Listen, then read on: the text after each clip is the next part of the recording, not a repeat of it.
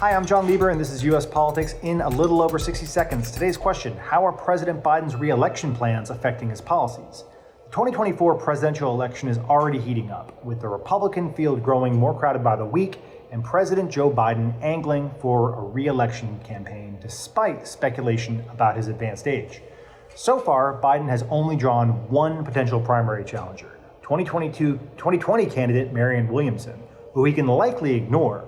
And as of today, it looks very likely that he'll be the Democratic nominee, with an announcement of his campaign coming sometime this spring, perhaps as soon as April.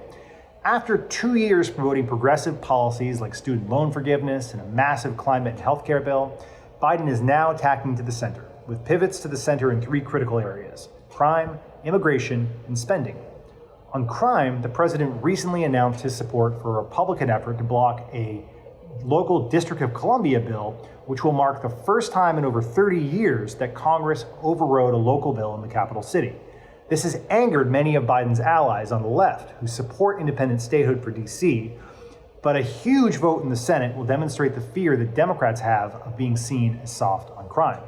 On immigration, though Biden started off his presidency with a slew of progressive immigration actions that drew praise from Democrats, after 2 years of rising encounters on the southern border and verbal criticism and legal challenges from the Republican Party, the Biden administration is trying to take a more centrist approach to immigration, combining new opportunities for immigration with increased border enforcement, including most controversially, re-implementing the practice of detaining asylum-seeking families, which has led to some outcry from Biden's allies on the left.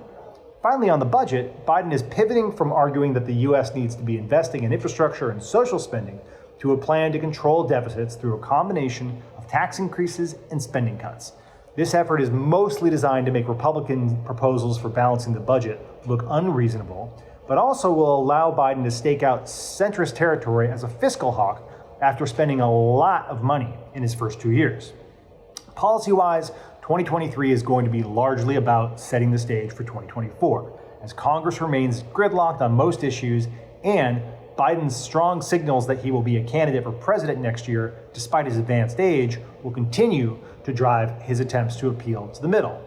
Confident that the progressive left will not abandon him because of their acute fear of the one thing that they want least of all, Republican rule.